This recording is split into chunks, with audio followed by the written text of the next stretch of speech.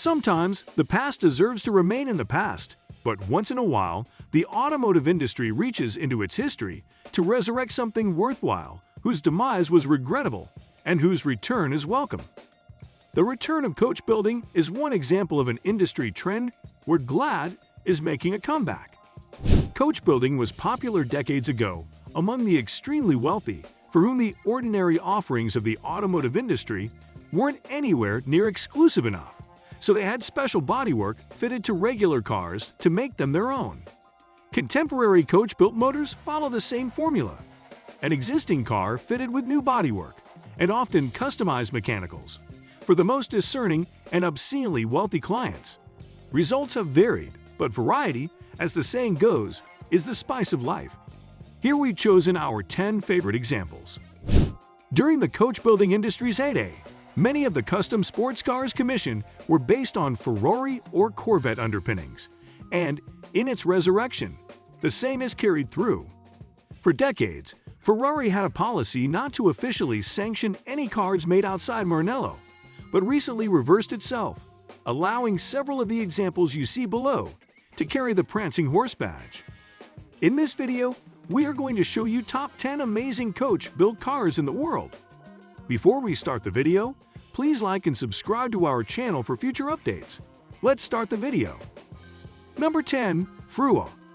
Having started off working for another famous Italian coach builder, Stabilimenti Farina, Pietro Fruo went off on his own in the 40s. His most famous design of the time was his take on the Maserati S6.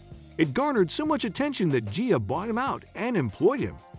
That relationship was short-lived, and he went out on his own once again by 1958, shifting his attention once more to Maserati. Number 9. Carmen. Their most famous work will always be the venerable Beetle-based Carmen Gaia, one of the most iconic, not-so-sporty sports cars of the 20th century. Their work borders on the mass production side, having built millions of Beetle convertibles and a host of other sports cars for just about every car manufacturer under the sun until they closed their doors in 2009. Number 8. Fisser. Certainly one of the more obscure coach builders to come out of Italy. After building anything from trucks to hearses after the war, they struck gold with the little OSCA 1600 GT. Although they only made 24 of these pretty little cars, it was more than enough to put them on the map. As a result, they were contracted to produce a show car for Di Tommaso, and then went on to secure a lucrative contract with Monteverdi. Number 7. Zagato. Arguably the most famous coach builder, still in business today, still designing incredible cars that we all desperately want. Their cars range from the bizarre to the spectacular, with a design philosophy focused heavily on removing weight and adding flair. Although they had their struggles in the 90s, their consultancy work has kept them going in the 21st century. Number 6. Scaglietti. After mostly doing repair work for Ferrari, Scaglietti was given the opportunity to make his own Ferrari. His career would subsequently revolve around Ferrari in the 50s, producing a host of incredible cars, including the 250 Testarossa. He and Bizzarini would then go on to design the 250 GTO, which has famously become the most valuable car in the world. Strangely, it isn't ever accredited to either designer, but accepted to be a collaborative effort. Number 5. Gia. Before Gia was swallowed by Ford, they were one of the premier coach builders, having designed cars like the Fiat 8V Coupe and the Chrysler Turbine car.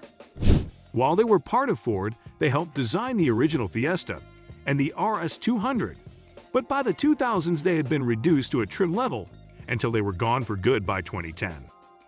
Number 4. Bertone. Without a doubt, the most memorable cars that Bertone has ever made were during Giorgetto Giugiaro's time with them. His Alfa Romeo designs set new design standards, and his wedges reshaped the industry. He was not the only esteemed designer though, with Scaglione and Gandini both making names for themselves over the years. Bertone was also never shy to lend a hand to non-Italian manufacturers, and did a lot of less glamorous work too. Number 3. Vignale. Although they designed and crafted a host of different cars, their most memorable will always be the beautiful Maserati 3500 GT. They, along with Gaia, were bought by Ford as the Pantera production line needed more hands on deck. Unlike the Ghia brand, which Ford used for many years after their purchase, the Vignale name was discontinued entirely. Number 2. Touring. In the 50s, Touring was at the very top of its game, designing cars like the Ferrari 340 Spider and the Alfa Romeo Disco Volante. Everything they touched seemed to turn to gold, so it was little wonder they bit off more than they could chew in the 60s, getting forced out of the business after initially investing in new production lines. Today, we have seen the name getting used once more, but that is an entirely different entity. Number 1. Pininfarina. Although most people recognize Pininfarina as a Ferrari designer, there is so much more to them than their fabled Ferraris. Before they even got any Ferrari contracts, they had already been designing some beautiful Alfa Romeos and some of the most incredible classic Lancias. That's it for today. We hope you found our video interesting. If you did, please give it a big thumbs up and share it with others. Also, if you haven't already, please consider subscribing to our channel. Don't forget to turn on the notification bell so you don't miss any of our new uploads.